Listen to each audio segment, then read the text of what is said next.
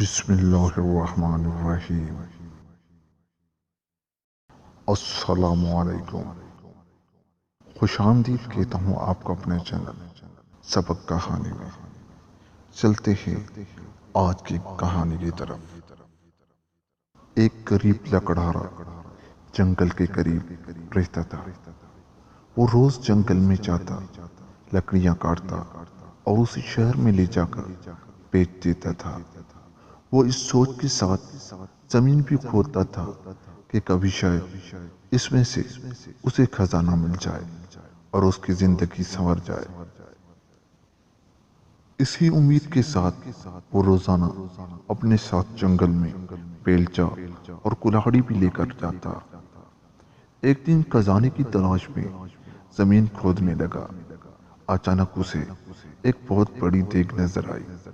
وہ اس دیگ کو دیکھ کر بہت خوش ہوا اور دل ہی دل میں سوچنے لگا، لگتا ہے کہ اس دیگ کے اندر کوئی خزانہ چھپا ہوا ہے۔ جبھی تو اسے کسی نے جنگل میں درخت کے پاس زمین کھود کر دبایا ہوا ہے۔ وہ خوشی خوشی دیگ کی طرف بڑھا تاکہ اس کے اندر ہاتھ ڈال کر خزانے کو دیکھ سکے۔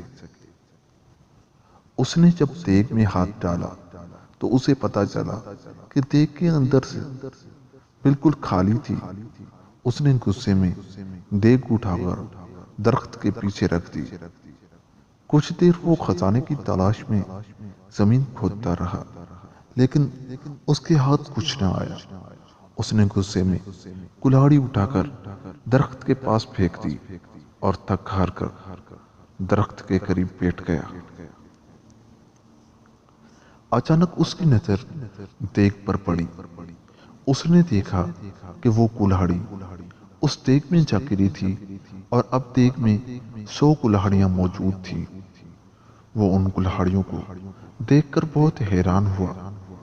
ساتھ ہی اسے یہ بھی سمجھ میں آ گیا کہ یہ دیگ کوئی عام سی دیگ نہیں ہے، بلکہ یہ کوئی جادوئی دیگ ہے۔ جبھی تو اس کی ایک کلاڑی سے 100 کلاڑیاں بن گئی ہیں۔ وہ خوشی خوشی اس دیگ کو اٹھا کر گھر میں لے آیا۔ لکڑہارے نے اس دیگ کو ایک کمرے میں چھپا دیا۔ رات کے وقت اس نے جادوئی دیگ کو دوبارہ آزمانے کے لیے اس میں آم ڈالا۔ تھوڑی دیر بعد اس نے دیکھا تو دیگ میں 100 آم موجود تھے۔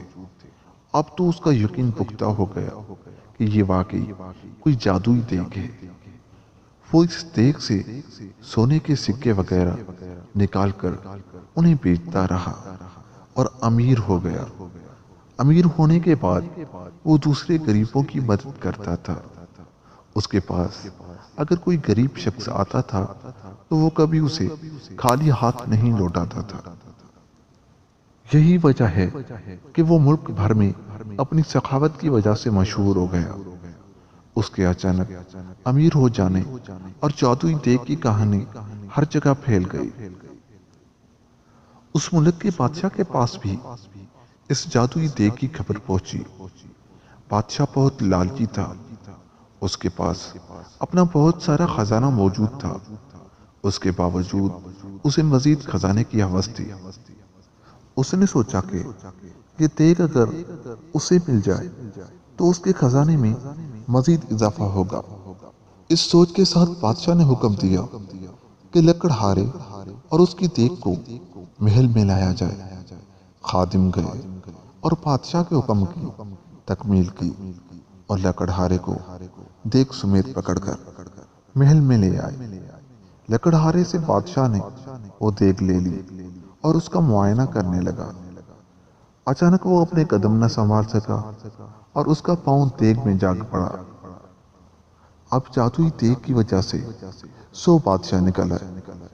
ایک جیسے 100 بادشاہ میں ایک اصلی بادشاہ تھا، باقی جادوئی تھے۔ وہ سب دیگ کے حصول اور لالچ کی وجہ سے ایک دوسرے سے لڑنے لگے۔